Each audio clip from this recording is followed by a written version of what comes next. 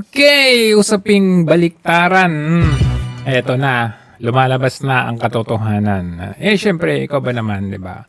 Kung ikaw ay hindi inalagaan pagkatapos gawin yung parte mo, abay babaliktad ka talaga, panoorin. Matapos umamin sa kanyang papel sa multi-billion peso flood control corruption scandal, tila nagbago ang ihip ng hangin para sa isa sa tinaguriang BGC Boys. BGC Boys. Isang kinalaman sa anumang kickback scheme o ghost projects. Narito ang exclusive agenda report ni Joash Malimbal. Hindi ko na po titingnan to. Ito po galing sa puso ko. Nangangamba po kasi ako. So, malala natin ito ang maladrama, drama-rama sa hapon na umano ay pag-amin nitong si Alcantara. Nakita pa ninyo yung pag-abot ko nitong si Kumag ng tubig sa kanya, no? Ayan. Po sa seguridad ng Ayan, abot tubig. pamilya ko. Oh, yan oh. Wow, sweet. Ito pong aking salaysay. Bunuan, oy. Marami pong mga tao na mababanggit Sabi niya, safe na ako dito. at ako po ay humingi ng tawad sa mga tao na to, pero kailangan ko pong sabihin yung katotohanan. Kailangan ko pong sundin ang aking boss dito, kundi tagalid ako. Hinihiling ko lang po sa ating buting chairman September 20. Oh, gumingiwi si Bunuan. Tingnan nyo. katotohanan. Ano? Oh, Hinihiling ko lang oh, po sa oh, ating oh, buting ka-session ni Marcos to. tawad Tingnan. sa mga tao na to, Oh, pero kailangan ko pong sabihin yung Lakas makangiwi pala ni Bunuan. Oh. Hinihiling ko lang po sa ating Ano yun? September 23, Sa 2025, ating nang emosyonal na magsalita si former DPWH Bulacan, Bunuan, District ngiwi. Engineer Henry Alcantara sa Senate Blue Ribbon Committee hearing. Dito niya inilahad sa pamamagitan ng isang sinumpaang salaysay ang umano'y kalakaran pagdating sa pagtanggap ng kickback sa mga proyekto ng ahensya. Sa ilang pagkakataon pa raw, siya mismo ang nagde-deliver ng pera sa mga umano'y tumatanggap ng porsyento sa budget ng mga proyekto. Inayos ko po lahat yun at dinala ko po sa tauhan lang po ni Senator Joel Okay. Unang nabanggit, Joel. somewhere in Bukawi po. Ang sabi ko po sa kanya, baka pwede, pakibigay mo lang to kay boss. Tulong ko to, kung ano man ang future na plano niya. Yun po ay tulong ko. Pero hindi niya po alam na doon ko po kinuha sa flood control po. So kung tumanggap si Villanueva ng pera at tinanggap naman ni Villanueva, hindi pala alam ni Villanueva na kinuha sa pondo pera ng taong bayan, kinuha sa flood control. Pero sa pinakahuling counter affidavit na isinumbite ni Alcantara sa preliminary investigation ng DOJ nitong January 5, tila kumabig si Alcantara sa ilang statements na una niyang inilabas noong nakaraang taon. Ayan, kumabig na. Matatandaang naghain ng reklamo ang NBI laban kina Alcantara at iba pang DPWH at high government officials kaugnay ng umano'y ghost flood control projects sa ilang parte ng Bulacan. Ganito lang yan. Ang sabi, nakita nyo man katabi lagi ni Remulla during the hearing. Umamin ka lang, kami na ang bahala later on. Ang system, hindi ganun nangyari. Kinasuhan pa rin si Alcantara at yung iba dyan. So, anong gagawin niya? Aba, hindi pala sila bahala. Ako na pala bahala. So, babaliktad ako. Ayon kay Alcantara, Kasi si Alcantara hindi nag-iisip. Oo.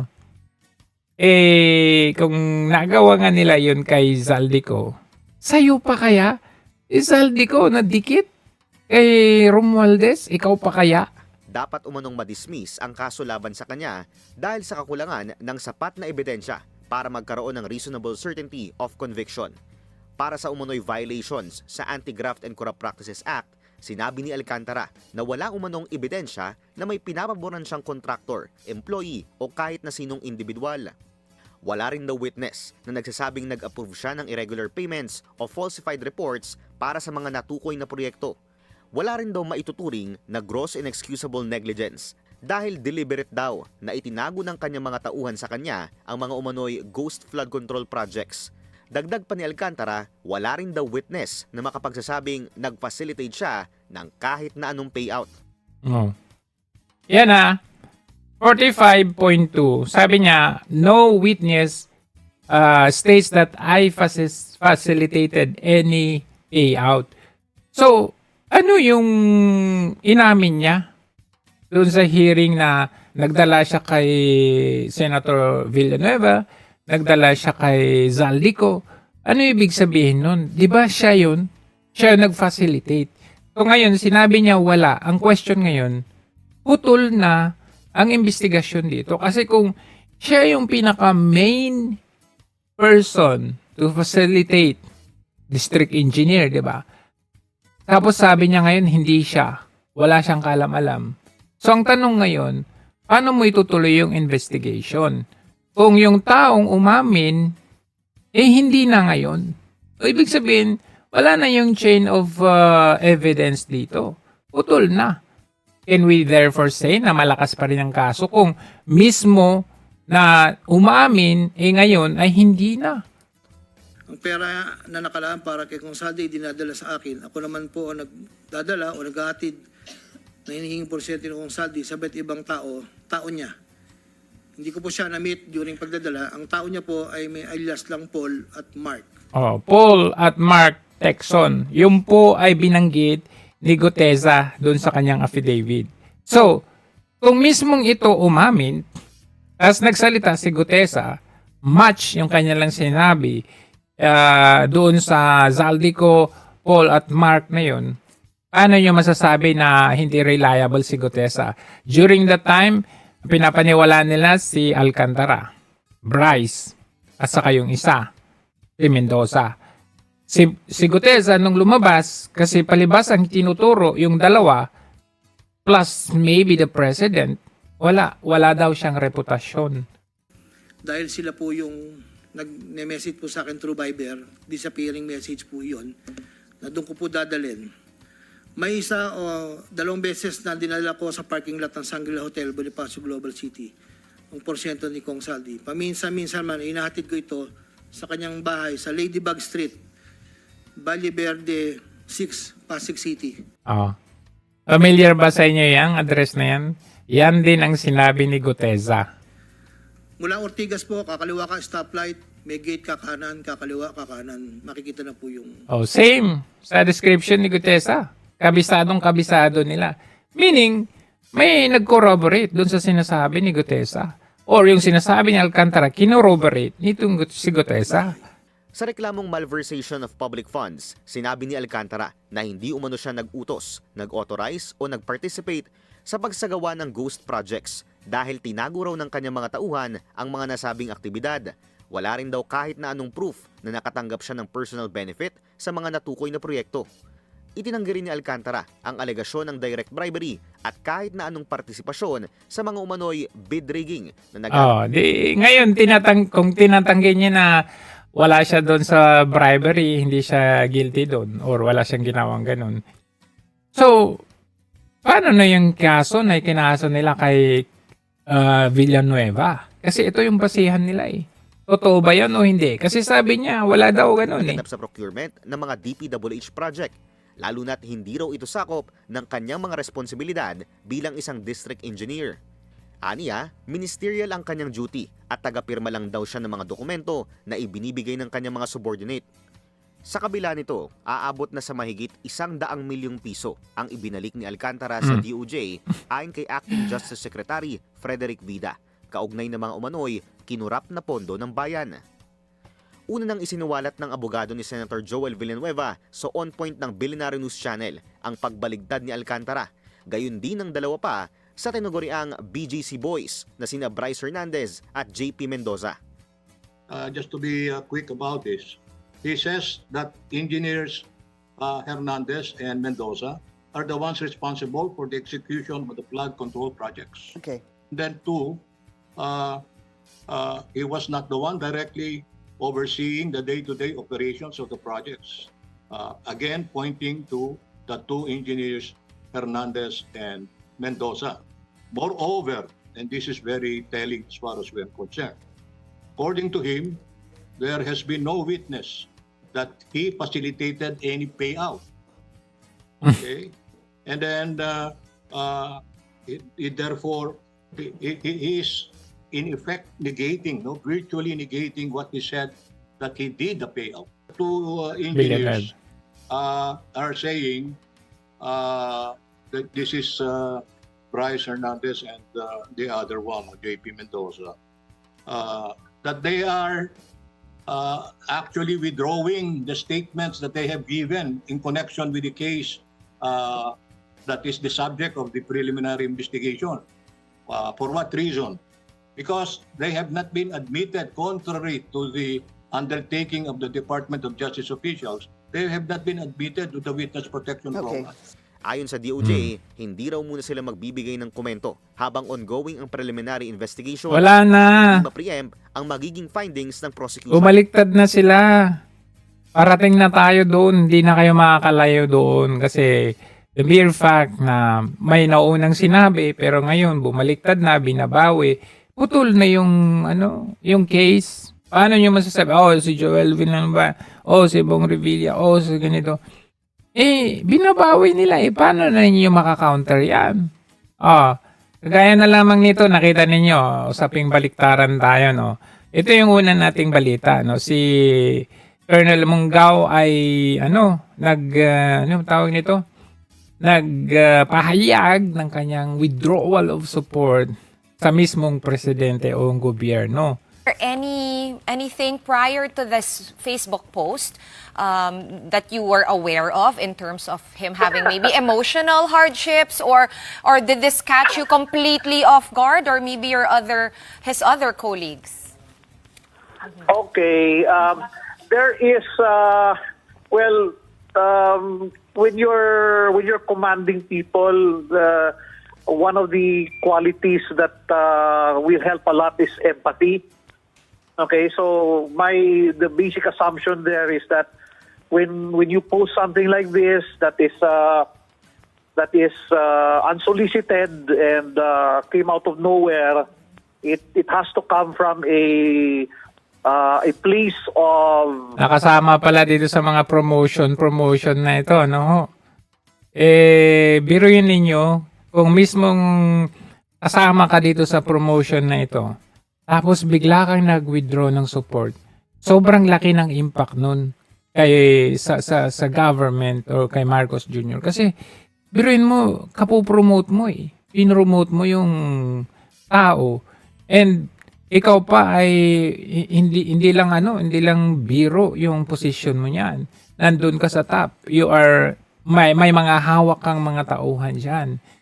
So the mere fact na nag-withdraw ka ng support at ini-share pa yun ni General Pukis, that's a big story to tell na talagang marami na talaga. Okay? Marami na talaga ang puno na, galit na sa mga nangyayari na sobrang oppression, suppression, ando na lahat na hindi talaga makontain.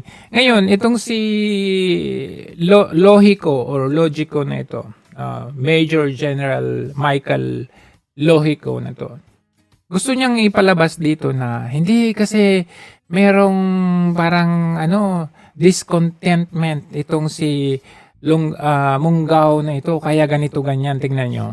Yan yung gusto nilang ipalabas, kaya daw nag-withdraw ng support. And they would want to treat it as isolated case. Ganun na. That's how they counter an individual act just to dismiss the reality na marami naman talagang galit Marami nang ayaw na talaga. Hindi lang sila makapagsalita. A place of confusion or a place of... See? Pati confusion. Gustong palabasin na confused lang daw ang isang Colonel Munggaw. You could call it confusion or desperation, And the thing is, Colonel Munggaw, he is a senior officer. Oh, ayan. Ito siya, no? Ito siya, di ba? Ayan. Sir, ano? And he has been Or ito, katabi ni ano.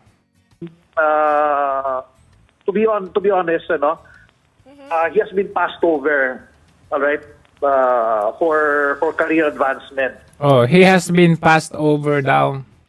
I have worked with him for a very long time, and I will attest to his dedication to his work. But in many cases sa ganyan, there is always a sense of frustration on his part, ano. Oh, frustration daw. Part of it is empathy on our side, knowing that the military profession is hindi madali to eh. It's not an easy profession to get into. And some of our jobs here really take a lot of hard work, and sometimes our efforts are either rewarded Underrewarded. or they're not. But professional In short, gustong palabasin ni Lohiko na walang logic na dahil under-rewarded, passed over, hindi pinopromote. Diyan nga, na-promote siya eh. Di ba? Kaya siya nagwawala. Parang yung gusto nilang palabasin, halimbawa, like for example, si Attorney Vic, di ba, nung umalis siya, anong binato nila sa kanya? Oh, hindi ka kasi binigay yung pwesto mo. Oh, nung si Attorney Glenn Chong, gano'n na naman. Oh, hindi ka kasi binigyan ng pwesto, kaya ka gano'n. Gano'n na naman ang gagawin nila dito. Kaya daw nagwi-withdraw ng support kasi passed over, confused, under promoted, or mga ganun. Gustong, alam mo yun, instead na i-address nila yung totoo, bakit kaya nag-withdraw ng support ito? Sisiraan pa nila? professionalism keeps us going forward, ano. But why was he passed May over? toll on his well-being, on his mental health. So we naturally we extend this sense of empathy also to him kasi nasa sense namin that this might have been coming from a place of frustration. Bakit po siya na-pass over? Well, a lot of people are passed over. I think Sabay tawa. No? Ano, nakakatawa. Masaya ka na a lot of people have been passed over. Wow! these things Yes, Para kang si boss mo tumatawa pag A lot sinungalingan. of people are passed over but they don't post on social media about withdrawing support. precisely, Syempre, a lot of people has been passed over, sabi mo, pero hindi sila nagpo-post. Of course, nakita na nila yung yung mga precedents, no, na kapag merong kang ginawang ganito, alam nila yung kinakasuhan, kinukulong, inaaresto, ginagawa ng kaso. Ganun naman kaya hindi sila nagpo-post. Pero the mere fact na merong kagaya nila General Pukis, etong si Colonel Mungao, they are the representatives of those people, majority of the Filipino people, na punong-puno na at galit na. Kaya hindi mo po pwedeng i-dismiss na, pero hindi sila nagpo-post. Ano yun? Hahayaan lang ba natin na yung gapatak, mapupuno yung timba natin? Hahayaan mo lang ba yun? Instead na i-address mo yung papuno ng timba, sasabihin pa, hindi, ayan mo lang pumatak yan. At least tahimik man yan, hindi man nag-iingay. Hindi ganun yun You have to give solution and address to that. Hindi po pwede na, hindi, ano yan? Ayan nyo lang, di magsasalita mga yan. Takot yung mga yan. Pero hindi mo mapipigilan lahat. There will always be people na merong bayag, may guts, to stand up para sa atin. At yun yung itong si Colonel Mungao. Pero nakita niyo, the very powerful effect of threat, or maybe money, or maybe hostage ang family mo. Nakita ninyo? Nagbalik loob itong si Mungao. Tignan nga natin. His actions affected other officers. Is there some kind of this is, unrest or is it spreading? What's the sense of the other officers under your command? Well, this is just a one-off. Okay, I will not really dig into this that much. This is just a one-off. When we talk to our people, when we talk to our men and women, in the service, we keep on reminding them that the reason why we wear the uniform is to perform a duty to the country. Well, And this type of job is not easy. Yeah. Mahirap talaga to. All right? And it takes steel will for you to engage in this sort of profession. Now, if you are not di ba? Ito. Nagpahayag ng pagbawi mo ng suporta. Ay, hindi pala yan. Ito pala. Yan. Sir, where is Colonel Mongao right now? Okay, at around 9:30 this evening, Colonel Mongao voluntarily turned himself in, and just at the right time because malapit na kasi ma-terminate yung kanyang break, kanyang New Year's break. So he voluntarily surrendered himself, turned himself in, and we had a lot to talk about this evening, and he is fully cooperating with us. What sanctions will he Ano sabi? Cooperating with us? Ano sabi? what sanctions will he have to suffer for what he did? That is something that will be determined after we have completed the investigation. So there are a lot of things that we wanted to determine. What we saw was the post that, what he posted on social media last night. And syempre, we want to know the predicators of why he posted that. Predicators. Gusto nilang palabasin may mga taong behind. So, and try to see what are the other factors that led him to do what he did. So this will just come out later on during the investigation. Right now, we've talked to him, and we advise him to get some rest. According sa kanya, wala siyang tulog for the past 3 days. So we'll give him his mandatory check-up, medical check-up, and after that we will tomorrow morning we will continue with the investigation. But General, he admits that he did indeed make that post. Yes, and that this is serious. Make no mistake, this is a serious departure from military discipline, and this is as bad as you can think about it. Pero the mitigating thing here is that he voluntarily submitted himself back to military control. He voluntarily submitted himself back to military control. Ano ibig sabihin nun? Bawi. And he is fully cooperating with all of us. So Wala na. Tapos na. Tapos ang laban. yun ang importante. But make no mistake, Yun ang importante. we will continue with the investigation as impartial as we can take it, and we intend to get to the bottom of this on why he did what he did. Tapos na. Ganun lang kadali. Pwesto ng Philippine Army ang colonel na nag-withdraw umano ng suporta kay Pangulong Ferdinand Marcos Jr. Ganun lang kadali. Ayan. Nakipag-ugnayan na sa kanyang mother unit ang Ayan. inalis sa pwestong Nakipag-ugnayan na. Army Colonel dahil umano sa pagbawi ng suporta kay Pangulong Ferdinand Marcos Jr. Ayon kay Major General Michael Alam na this.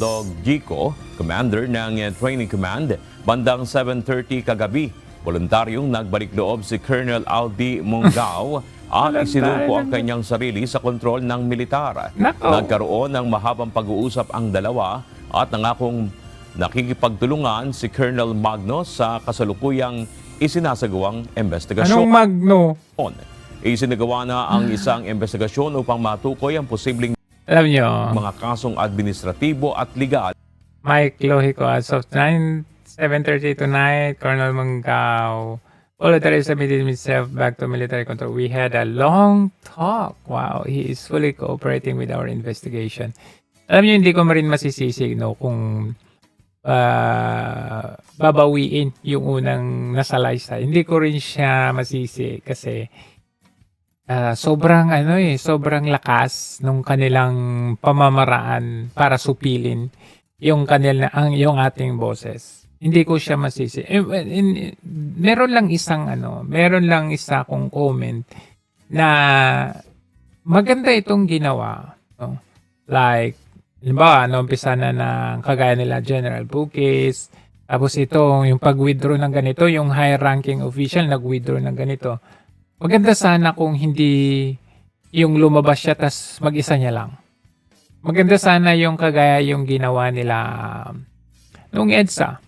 Like, nag-meeting muna sila Ramos, Gringo Nasan, at saka si pangalan nito, yung namatay. Oo. Basta yun. Nakalimutan ko na kasi patay eh. So, mag-meeting muna kung paano kung paano natin gawin, kumbaga. Ito, bigla siyang lumabas mag-isa niya. Tapos, although alam ko naman na bago siya lumabas, marami na siyang nakausap behind him. Kaso nga lang, ganong kabilis yung suppression na nangyari. Medyo kulang sa sipa, kumbaga. Diba? Kaya ang nangyari dito, as soon as nag-post siya ng ganito, meron ng action ginawa agad ang gobyerno. Nakita niyo yung isang police, I think that was last year, kung saan nagpahayag siya ng kanyang pag-withdraw ng support. Binlag pa niya yun or nag-social media. Ano nangyari? Di ba? Inaresto nila. So, wala nang sumunod doon. It's because meron talagang strategy ang gobyerno kung paano nila hindi kumalat yung mga ganito. Kasi syempre, sabi dito, voluntarily submitted himself. Hindi na siya lumaban or hindi na siya yung nagmatigas na ito kailangan ipaglaban ganito.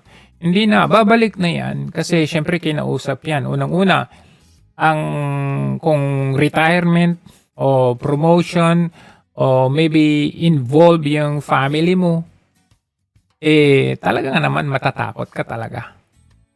Enrile pala, Unasan, Enrile, saka si Ramos. Ganun ginawa nila, nag-usap-usap sila. Tapos kinakonnives nila yung simbahan, yung mga ilang mga kilalang tao, kagaya nila Cory Aquino. Kumbaga, systematic. Pero ito, wala yung paunti-unti. Actually, yung ni VP Sara noon, yung pinagmumura niya sila Lisa at Marcos. Yun sana no?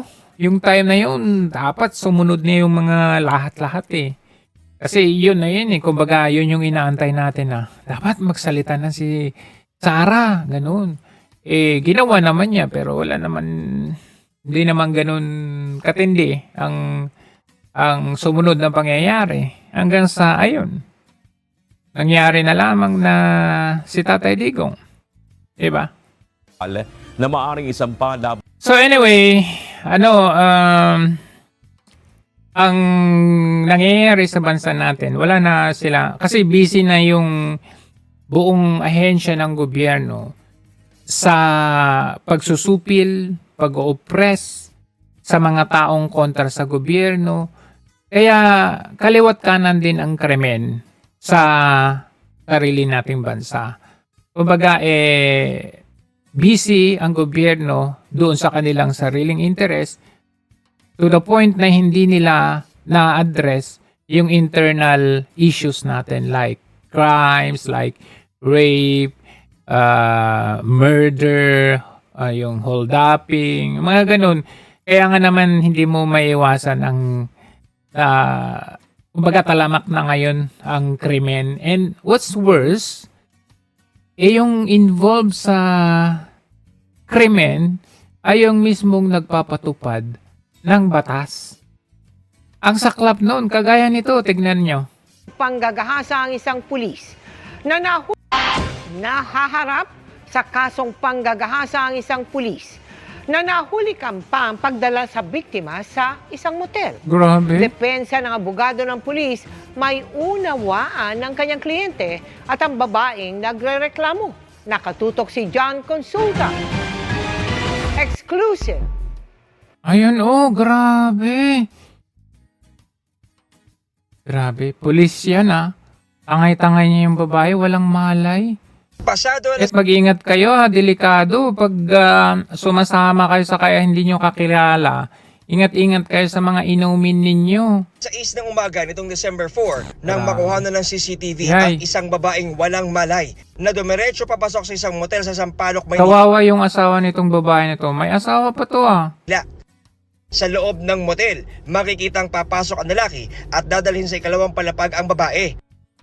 Pinagtulungan pang buhatin ng lalaki at tauhan ng motel ang babae. Sabi siguro nung pulis na to sa tauhan, sa staff, tulungan mo ako, walang-wala na talaga yung girlfriend ko. Baka ganun ang sinabi. Hanggang tuluyan siya na ipasok sa loob ng kwarto.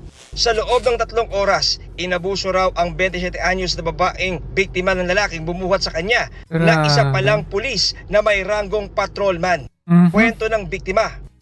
Nung nagising po ako, nakaganyan po yung kamay ko. Na nakadiin po siya sa kamay ko na ganito. Kaya nagkaroon din po akong pasan dito. Pinipilit ko po Grabe na yung mga kapulisan ngayon ah. lumaban pero hindi ako makalaban. Dahil nanghihina po ako ng mga oras na yun. May nakita rin po akong baril na nakaharang sa pintuan. Dali-dali raw siyang bumangon at nagbihis. Pero paglabas ng kwarto, nadulas pa siya habang pababa ng hagdan dahil sa matinding hilo. Tuluyan na siyang nakalabas ng motel pero sinundan pa rin ng suspect. Anong mga oras Grabe. na yun, natakot po ako. Kasi iniisip ko, kung mag-i-hysterical po ako, magwawala ako. Pwedeng may gawin siyang masama sa akin. Pwede niyang iputok yung baril. Pero sinasabi niya sa akin na, huwag ka munang umalis, mag-usap muna tayo. Mga ganyan. Pero sabi ko hindi. Gusto ko na lang umuwi. 4 na oras bago ito o pasado alas 5 ng madaling araw, makikita ang biktima habang inilalabas na naka-wheelchair at wala ng malay sa isang bar sa Tomas Morato sa Quezon City. Maya-maya, isinakay na siya sa sasakyan ng suspect habang tinutulungan ng kanyang kasama na isa ring pulis. Hinala ng biktima, nilagyan ng suspect ng pampatulog ang kanyang inumin. Nagpunta raw silang magkaibigan sa naturang bar matapos sayain ng kaibigan nilang pulis. Ang naalala raw ng biktima bago siya nawala ng malay. Nung time na huling CR ko po, may naiwan po akong baso ko na may laman. Ngayon, nung huling Isa din problema to eh. ininom ko po yun, di medyo okay pa po ako. Pero after ilang minutes, nag-iba na po yung pakiramdam ko. Totally parang nag-blackout na lang po akong bigla. Wala na po akong maalala. Sa medical legal report ng MPD, lumalabas na ginahasa ang biktima. Ipinakita rin ng biktima ang mga pasa at sugat na kanya nakuha sa sinapit na pang-aabuso. Kaibigan po namin siya ng ilang taon na. Kaya tiwala rin po ako eh. Kaibigan namin ng ilang taon na. Kasi kababata po namin siya. Kumpare pa po siya ng asawa ko. Pero Kumpare ng asawa? What? ginawa mo sa akin? Binaboy mo ko, ginahasa mo ko. Lumapit sa Volunteers Against Crime and Corruption o VACC ang biktima at kanyang asawa. Nangako naman ng VACC na susuporta ang kanilang mga abogado at mga miyembro Ayun yung asawa niya oh. Yan naman kasi isa kong tanong. Lumabas ka, kasama mo yung kumpare ninyo for the longest time. At di mo sinama tong asawa mo. Dalawa lang kayo niyan eh. Dalawa lang kayong lumabas. Isa din... Ay, ewan ko na lang. Pero I mean, hindi ko inaano yung babae. Kasi siyempre, kahit ganun pa man, hindi dapat ginawa nung pulis yun. Pulis kay. Ikaw yung to serve and protect. Ganun na ba ang kapulisan ngayon? Hindi na nahihiya. kaso. Nakaka-alarma kasi Pulis na naman, ibang level Oh, na naman. ang ginawa. We are demanding the PNP leadership na i-resolve to the soonest time possible. Wala. Sa tingin mo, tutulong ang mga hindi, pagtatakpan pa nila yan. Pustahan pa tayo. Isko Moreno, sana po matulungan niyo po kami. Oh, Yorme daw. Abangan nga natin. Broadcasted to, no? Kailangan tulungan mo to, Yorme. Kung hindi, alam na this. Baka papareho ka dun sa bagong mong buddy, bestie, na inutil, no? Sa nangyari sa asawa ko. Tayo. Nagmamakawa po ako sa inyo, Mayor. Hindi po deserve ng asawa ko kung ano yung nangyari sa kanya. Mga bata pa yung mga yun. Tingnan nyo. Ng abogado ng suspect na pulis, hindi raw totoo ang ibinibintang sa kanyang kliyente. Hindi totoo ang mga aligasyon. Isusumitin namin yung mga larawan. Paano hindi totoo eh? Tingnan nyo nga eh. Isusumitin namin. Paano nang hindi Ang totoo? ibinibintang sa Ayan. giit ng Tangay-tangay mo, walang malay, regardless. Oh. Kung merong komunikasyon, kung MU man ang dalawang yan, hindi ganyan yung makikita natin. Sabay silang pumasok na may malay. Hindi yung ganito na walang malay. Malinaw, ebidensya ito na isang rape. Oh, wala na talaga. Wala na talagang pag-asa sa bansa natin. In fact, yung mga taong totoong lumalaban, yung pa yung nadedehado. Oh, kagaya na lang nito, si Senator Bato. Tingnan nyo. Senator Bato, maaring ipa-aresto doon ng Senado. Bato de la Rosa, pwede raw Pagkatapos magsilbi. Oh, kagaya din ni General Bukis. Pagkatapos magsilbi, defended the country, ganun ang gagawin sa mga kagaya nila. Aresto ng Senado kung may isang importanteng isyong kailangang pagbotohan. Magbabalita si Mean Corvera. Mean.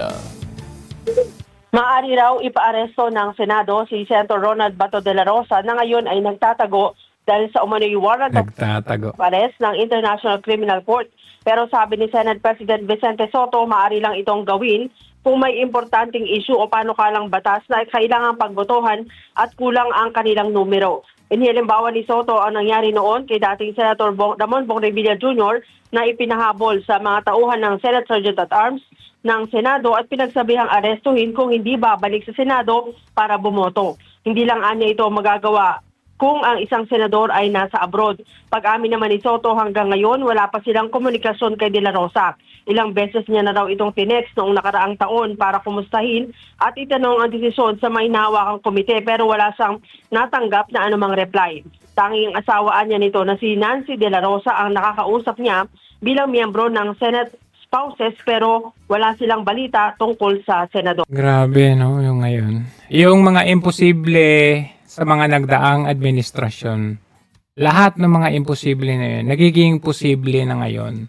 Yung basta ka na lang arestuhin, yung basta ka na lang may warrant of arrest, basta na lang may kaso, lahat pwede ngayon. Yung sinasabi niya due process, nawawala na. And in line with that, yung ICC na yan, ito, inilabas ni Sastrogando, paano ba yung gamitan or connivance ng gobyerno sa ICC, like yung nangyari kay PRRD. Panag ng isang international relations scholar kung paano nagkatugma ang interes ng International Criminal Court at ng Administrasyong Marcos Jr. Siyempre. laban sa pamilya Duterte. Narito ang ulat ni MJ Mondihar. Netherlands. Ako, nakita ko kasi dito, nagkatugma yung pangangailangan ng ICC at pangangailangan ni Marcos. Their stars aligned. Ito ang assessment ng international relations scholar na si Sasrogando Sasot sa naging papel ng ICC at ng Administrasyong Marcos Jr. sa pagkakaaresto kay dating Pangulong Rodrigo Duterte. Hawak ngayon ng International Criminal Court si Duterte matapos siyang ihatid ng Office of the President papuntang Netherlands. Pero hindi lang siya ang may standing warrant of arrest mula sa ICC. Noong November 21, 2024, ipinaaresto ng ICC si Israeli Prime Minister Benjamin Netanyahu dahil sa umunoy war crimes at crimes against humanity sa digmaan ng Israel at ng Hamas.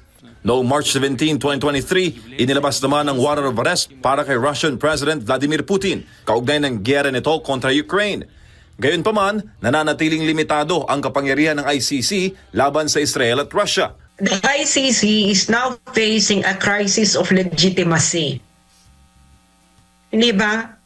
Ang dami na nilang high profile na hindi magawa. At they're still facing a challenge from the United States.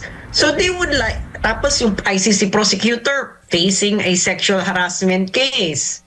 So this is a perfect opportunity to them, for them to have a semblance of legitimacy. And the Marcos administration wants to get rid of Digong. So their stars aligned. Hindi ba? In perfect unison. Ayon kay Sasot, ipinakita ng pag-aresto kay Duterte ang kahinaan ng ICC.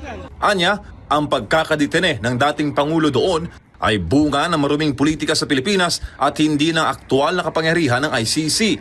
Dahil dito, posible umanong tutukan ito ng ASEAN leaders, lalo't iginagalang si Duterte sa Asia. Alam naman natin, Duterte's greatest weapon is his mouth. The moment that the old man opens his mouth, the whole world will be listening. Remember, Digong is only unpopular in Western countries. Ilan lang yung population na yan. Ilan lang yan? Wala pa atang 500 million. But in non-Western countries, Duterte is very popular. In Africa, in other Asian countries. They will be watching this and they know that this is a massive injustice. So, this might spell the end of the ICC. Especially yung Article 59, pag binend nila yung Article 59, tapos sila dyan. It's the end. Pwede pala yun na i-disregard yung arrest proceedings ng ICC. Ang Rule 59 ng International Criminal Court ay nagtatakda ng mahalagang karapatan para sa isang inaarestong individual sa ilalim ng Rome Statute. Isa sa pangunahing probisyon nito ay ang pagtiyak na bago dalhin sa ICC, ang isang inaresto ay dapat munang dumaan sa legal na proseso sa kanyang sariling bansa. Kasama rin dito ang karapatang humiling ng pansamantalang kalayaan habang inaayos ang kanyang pagsuko. Isang pagkakataong na ayon kay Sasot ay hindi naibigay kay dating Pangulong Duterte. Wow, ano. Kita nyo si PRRD, parang wala pang tulog dyan, no? Para sa John. Grabe yung kinawan talaga. Anyway, may isang pare, mismong bishop, na nanawagan, kapag kayo ay may hiya, walang hiya, may hiya, walang hiya, bumaba na kayo ng kusa. Pero syempre, dahil makakapalang mga pagmumukha. Tapos sa ating lahat, pakibati ang katabi nyo, Happy Fiesta! Tayong lahat ay narito sapagkat tinawag tayo ng Diyos, mahal tayo ng Diyos, at sinusugo tayo ng Diyos. Kaya't bigyan natin ng papuri, parangal at pasasalamat ang ating Jesus Nazareno. Viva pong Jesus Nazareno! Hari, mga relyoso at relyosa, mga God sa pagsuporta sa ating Nazareno 2026, doon ay maging mapayapa. Ilang kapistahan ang nakakaraan ating ama at pastol, ang kanyang kabunyian, Jose Cardinal Advincula Gincura. Ngayon, ay tinatampok. Kaya nga't sa ikalawang pagbasa sinabi, walang hihigit sa kanyang pangalan at ang o pagkawala ng kapangyarihan. Ito ay malayang pasya ng pag-ibig. Kaya nga't sinabi Yuli sa Ebanghelyo, gayon na lamang ang pagmamahal ng Ama, ibinigay niya ang kanyang anak. Ito'y pasya si Bishop Tobias ng pagmamahal sa pong Nazareno. Bumaba si Jesus upang tayo'y makinig. Dagsa ang mga debotong nagpupunta sa Quiapo dahil tiwala sila na magkakaroon ng himala dahil maririnig ng lubid ang panawagan ng Diyos para sa katarungan at katotohanan, para sa kabutihan at kapayapaan, para sa pagkakaisa at tunay na kaunlaran. Naririnig ba natin ang tinig niya sa mga nangangailangan at inaapi, sa mga humingi ng tawad at tulong, sa mga humihiyaw ng katarungan. Kung totoong malapit tayo sa Diyos, naririnig natin siya. Kaya sabihin mo naman ngayon sa katabi mo, kapatid, makinig ka kay Jesus. Sumunod ka kay Jesus. Ayan, wag lang pagpapala, dapat makikinig din at Ito pala yun. Haba eh. Sa pagdiriwang ng Ay, kapistahan ay. ng Jesus Nazareno, may mensahe ang Simbahang Katolika sa mga opisyal ng gobyerno. Matutong bumaba kung kinakailangan na. Sang-ayon dito ang ilang mga deboto. Ang hiling din nila makamit ang pagbabago. Narito ang agenda report ni Elijah Bonzo. mga kapatid, matuto tayo kay Jesus Nazareno na bumaba ng kusa alang-alang sa pag-ibig. Para sa Misa Mayor sa kapistahan ng Poong Jesus Nazareno ngayong taon, tinumbok at kinondena ng Katolikang simbahan ang maugong na usapin ng korupsyon. Sa ating bayan ngayon, may mga ayaw bumaba kahit malina at bistado na. Ayaw bumaba kahit pahirap na sa bayan. Ayaw bumaba kahit nagdurusa na ang mga mahihirap. Ayaw bumaba kahit binabaha na at nasisira na ang bayan. Ayaw bumaba kahit hindi karapat-dapat. Tumigil na. Tama na. Maawa na kayo sa taong bayan. Mahiya naman kayo. Bumaba na ng kusa. Agoy. Paano bababa ng kusa eh? Nakita mo nga face-to-face lantaran yung pagkuha ng pera ng taong bayan. Kita nyo nga eh. Sabi niya, mahiya naman kayo. Pero siya, hindi nahiya. Hanggang ngayon, walang naipapakulong. Kaya anong maano ninyo? Mismo nga yung mga bata-bata niya nung sabi, yung Cabral files na importante sa investigation, maliit nila. Hindi dapat pag-aksayahan ng panahon o bigyang Diba? halaga ang Cabral files. Para Ano kay asahan Senate mo? President Vicente Tito Soto III, isa lamang itong listahan na maaaring makuha kung saan. Para sa Senate leader, mas mahalagang malaman ay kung Listahan na maaaring makuha kung saan. Hello? Anong paratang nila kay Leviste? Sa apilitang kinuha sa DPWH office ni Yusek Cabral. Patawa ka? kung saan napunta ang sinasabing Special Allotment Release Orders o SARO at Notices of Cash Allocation o NCA.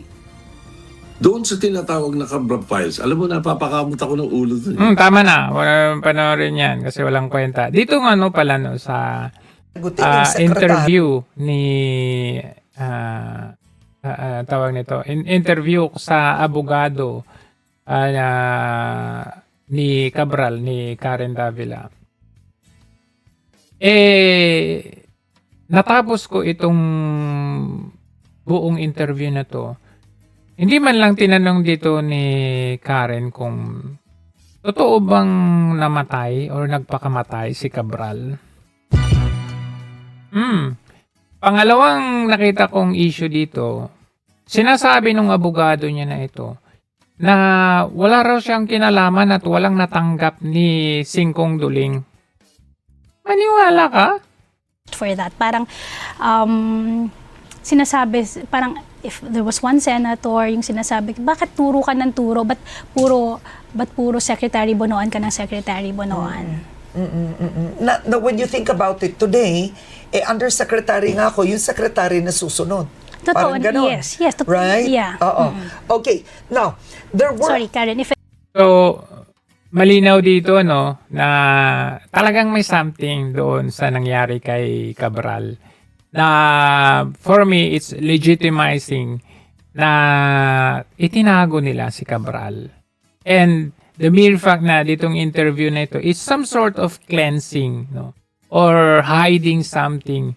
Kasi hindi tinanong, Parang alam mo yun, parang ano na, conclusive na wala na talaga or patay na si Cabral. And yung the mere fact na sinasabi nito na wala daw natanggap, wala siyang kickback, or wala siyang kalam-alam, kumbaga. So doon pa lang, ako yung napapakamot, hindi si Tito Soto. Makikita nyo talaga yung estilo nila ngayon. And then later on, makakalimutan na ng taong bayan about this issue. In fact, hanggang kay Zaldico lang talaga sila. Kasi ito, ibinisto nung abogado ni Zaldico na illegal yung kanilang yung search, wala daw search warrant. Basta na lang, 'di ba, pag mag-search ka, dapat may search warrant ka. Pero ito, lantaran yung due process hindi talaga nasusunod sa administrasyong ito. Number one, nag-illegal stop and search sila ng kotse ng kliyente. Nag-illegal stop and search sila, tapos kinuha nila yung susi ng, I think, 34 cars na forsado. Sa pilitan umanong kinuha ng mga otoridad ang Tapos isusubasta ninyo, ibebenta nyo, tapos pagkati-hatian ninyo. mga sasakyan na iniuugnay kay dating ako Bicol Party List Representative Zaldico at sa kumpanyang Sunwest Construction and Development Corporation.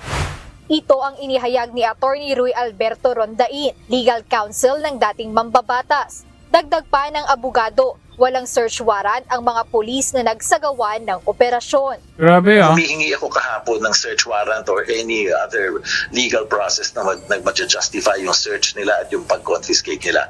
Wala silang pinakita sa akin kahapon, wala daw silang hawak. So kung mayroong search warrant yan, after the fact yan. So that cannot cure an illegal search and seizure. Ngunit nanindigan ang Bureau of Customs na mayroon silang search warrant na isinilbi at tinanggap ng mga abogado sa lugar kung saan natagpuan ang abogado sa lugar? Iyan nga yung abogado Grabe mga sasakyan. Before we entered, we provided copies of the search warrant to Kanino? at mga abogado nandun. They also acknowledged the search warrant. That's why there was a discussion muna before we proceeded to the parking area. Andyan na nga yung si Atty. Rondain, di ba? So, talagang covered, as far as the BOC operation is concerned, up to the 9 vehicles, covered ito ng valid. Wala talaga. Parang din yung pag-aresto pag-kidnap kay PRRD. Hindi nadala sa competent judicial court. Doon na lang sa Villamor Air Base. Yung mga due process ngayon, hindi na uso. Oo, kaya nga sabi ni Erice, the house is on fire. Bakit kaya on fire? Kasi bilyon-bilyon, trilyon na ang nanakaw nitong gobyernong ito. Wala pa ring accountable dito. Walang nagsasabi na pababain or impeach ang presidente bagkus yung 125 million, yun yung ini-impeach nila. Anong ibig sabihin ho ninyo? Ang nakikita natin na itong nangyaring problema sa mga insertions, amendments nung nakaraang 3 taon ay pinakagrabe, unprecedented sa kasaysayan ng ating bansa. 2023, 300 plus billion yung insertions at diversions. Noong 2024, 500 plus, hindi pa nga naimbestigahan yan. At noong 2025, 473 billion pesos. 1.45 billion pesos na karaniwang pinanggalingan ng mga ghost projects, substandard projects, at mga proyekto na hindi naman kailangan ng mamamayan ang makikinabang, mga politiko at mga negosyante. At ito ay nalantad sa bayan. Kaya anong tawag sa mga congressman ngayon? Kung hindi buitre, buhaya. Kaya pakiramdam, lalo na ng mga kabataan, sinusunog namin ang kanilang kinabukasan. Hindi lang yung mga congressman, yung presidente mismo kasi siya yung head of the state Di ba? Ano sabi ni Ted Filon? NEDA. Kagaya nito, yung dating NEDA pala, pinalitan ng DepDev, National Economic Development Authority. Pinalitan ng DepDev. DepDev. Opo. Taga saan kayong planeta? Saan sila namimili? Dito ho sa Finance Secretary po natin, ang tanong ho namin sa inyo, Mr. Mr. Def, parang bingi, DepDev Arsenio Balisacan. sorry. Nakakapang-init ng ulo, lalo pag tinignan mo yung presyohan ngayon, bantay presyo. Tapos makikita mo dito na ang galunggong, ang prevailing price po ay 400 pesos per kilo. Saan ka naman nakakita ng ganun? Bakit ang mahal? Yung siling nga, 1,000 pesos per kilo. Mas mahal pa yung galunggong kaysa sa manok? Hindi. Mas mahal pa ang kamatis sa manok. Naku. Naitikwento ko nga kanina, girl. Wala na naman tayo niyan. Ano pa? Kikinig kayo ngayon. Siguro para magtiwala kami na may mangyayari dito, tuloy nyo yung investigasyon nyo. Iba ho kasi din pag merong ganyan na mapapanood ng bayan. Kasi wala na yung ICI na ikinakatwiran. Hindi po Tuloy nyo yung investigasyon nyo. Imbitahin nyo yung Tri-G Bolivar. Imbitahin nyo yung Maynard mo. Kasi hindi yan inobligang humarap Kaya na magkaalaman tayo dito. Hindi po ba? Para masabi namin na may pag-asa pa, na may makukulong dito, na dito matutumbok talaga ang totoong mga magnanakaw. Kasi pag huminto na, iaasa mo yan dito, kapag po ito'y pinaubaya mo na sa ombudsman o sa DOJ, hindi mo rin alam ang nangyayari doon. Baka naman, may pipiliin lang sila. May makulong man, puro mga dilis. Yan po ang problema sa bayan na ito. Kaya nga kahapon din ako'y may nakausap, ako'y nalulungkot lang sa sinabi sa akin, wala din mangyayari dyan, Ted. Parang ako'y, wow. Sabi ko, kung ganyan, wala na tayong pag-asa. Senator Ping Lacson, di ba, sa kanyang speech, yung pangalawa, sinabi niya, sa mga nagsasabi na walang mangyayari dito, nakakadagdag, dapat daw magkaroon tayo ng tiwala. Siguro para magtiwala kami na may mangyayari dito, tuloy nyo yung investigasyon nyo. Tama! Pero ano nangyari? Wala na. Anyway, dito sa usaping yung, di ba, yung rebelde, yung nakita natin, malinaw, no? Na like for example, ito, yung una nating nakita, yan, dito, yung si Chantal, no? Parang kung hindi mo alam yung background niya, maniniwala ka na kawawa to Maniniwala ka na inangay lang ng boyfriend niya kuno o dinala doon sa probinsya nila tapos hindi daw siya tinrato ng maganda kaya siya ay tumakbo hanggang sa nawala sa kagubatan. Yung pala makita-kita at malaman-laman mo, isa pala tong rebelde. Tignan natin to. Panoorin. Chantal Anecoche before. Philippines is using U.S. tax dollars. Birin ninyo, April 12, 2024, nasa Washington, ayun, Hart Senate Office Building, nagrarally sila doon.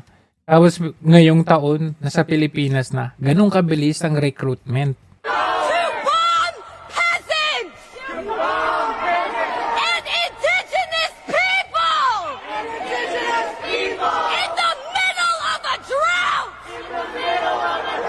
We demand an end to U.S. support for the bloody Marcos regime! Chantal Anecoche Tas yan na, May tao. Di ba? Patay niyo. Yan parang inosente Okay, we're here. Anong pangalan mo? What's your name? Chantal, what's your surname? What's your full name? Parang anghel Just dito. calm down, we're going to help you, okay? Okay. Tulungan niyo. Okay, you cooperate with us. Parang anghel dyan. Ayan kasi, kaya nga, in-expose na ito nung panahon ni PRRD. Paralyzed na dapat ang NPA na ito. Pero nakita ninyo, they continue. Kasi nung panahon ni PRRD, pawala na sila ng pawala, lalo na sa larangan ng politika, kasi na-expose na nga sila. Pero ngayon, nagsipagbalikan na sila. Sila pa yung naluluklok at na-disqualify yung totoo. O kagaya yung Duterte Youth Party List, ano nangyari doon, di ba? And in fact, include na natin yung si Atty. Rowena Guanzon, yung kanyang party list. Tapos ito, yung mga nakakapasok, yung mga nakakasira or sumisira ng kinabukasan ng mga kabataan, tinawag pa silang Kabataan Party List. Party list connected with the New People's Army. Hindi po siya connected sa New People's Army. No, and actually every time na gagawin yon ay we sort of raise the flag na baka nagtagging. Nagsisinungaling si Rene Ho nung sinabi niya na walang kahit anong relasyon ang Kabataan Party List sa mga rebelde. Ang Kabataan Party List ay integration ng mga youth leaders ng iba't ibang organizations including the National Union of Students of the Philippines, the League of Filipino Students o LFS, Anak Bayan, Kabataang Artista para sa Bayan o Karatula, College Editors Guild of the Philippines at marami pang iba. Sarah Jane Ilago, dating Kabataan Party. Ito pang Sarah Jane Ilago na to, sa lansangan to ngayon, congressman na. Party List representative at ngayon ay nasa Gabriela na is a former national president of the NUSP. Ito din ang mga grupo na pinanggalingan ng mga dating rebelde bago sila napasok sa NPA. Pagka 2016 po ng April and May, dahil po bakasyon siya, ang ginawa po sa amin, kami mga LFS, lahat ng mga kasamahan kong anak bayan, na mga membro na din po ng Kabataang Makabayan, binasahan po nila kami ng pag-aaral po namin na tungkol po yun sa revolutionary dual tactics na kinakailangan na hindi lang po yung armadong pakikibaka ang palakasin namin, kung hindi kailangan din naming pasukin ang gobyerno para pabagsakin ang gobyerno. Ang ibig sabihin, kinakailangan din namin makapagpanalo ng mga party list o ng mga senador para yun po yung magsisilbing susi namin para mapabagsak ang gobyerno. Ngayon po, isa po ako dun sa mga kabataan 2016 po, kinampanya po namin yung Kabataan Party List. Personal ko po yung karanasan, personal ko po yung naranasan. Kung paano po kaming ginamit na hanggang gabi, nagdidikit po kami sa mga pader ng mga poster ng Kabataan Party List dahil alam naming illegal. May mga nagtestify na si Sarah Ilago mismo ang nag-recruit sa kanila papuntang NPA. Ang relationship na ito ng kabataan at teroristang NPA, hindi lang from kabataan papuntang NPA. Ano naman ang explanation ninyo for recruiting active NPA members papuntang kabataan para tulungan kayo sa kampanya? Jason Rafales, he was an active member of the NPA in 2018 when he was installed by Kabataan Party List to become its president ng Kalbiga Samar Chapter. Ang sabi niya, ang Kabataan Party List mismo ang lumapit sa NPA para tulungan ito sa kampanya. Siya ang nanghihikayat sa mga tao na iboto ang Kabataan Party List at ginagawa niya ito kasama ang mga rebelde habang sila ay may mga hawak na armas. Si Ray Christian Sabado ng Anak Bayan. In 2014, he was indoctrinated with maikling kurso sa lipunan at Rebolusyong Pilipino. Umawak ng armas at sumama sa armadong pakikibaka. In 2015, he became a member of the Communist Party of the Philippines. And in 2016, he was transferred to Kabataan Party List. According to these former rebels, ang Kabataan Party List ay tinatag mismo ng CPP. Ang Kabataan Party List ay katuwang sa pagpapatibay at pagpapalakas ng NPA. At noong 2007 elections, nagpalit ng pangalan ang grupo. Ito ay naging Kabataan Party List. Tanong po ninyo kung kinukumpirma namin na gusto nilang pabagsakin ng gobyerno. Kumpirmado, totoo po yun. Lahat kami. Ang sinong sila? You're referring to? Yung mga ka-prenting organisasyon na nag-recruit po sa amin, ang intent po lahat yan, pabagsakin ito. So, yung front lang, hindi kasama yung party list. Yung front lang. Kasama yung party list. Kaya nga po nila pinasok ang political mainstream arena para magkaroon sila to legitimize, magkaroon sila ng legal face. Kaya po pinapagamit sa amin ang mga salitang revolusyon, revolutionary tax, armado, bagong hukbong bayan, yung mga word na ganyan, rally, symposium, orientation, to legitimize, to give a semblance of legitimacy doon sa atrocities na kinukulit. Kasi yung mga prente nito na ginagawa, yan yung lambong. Yan yung lambong, sisigaw na. Ngayon, nagsipagbalikan na. Demokrasya, pasay na ho ang demokrasya, sobra na ang demokrasya sa Pilipinas. Ang masakit nga ho, we want to destroy the government, but this is the same government that is now helping us.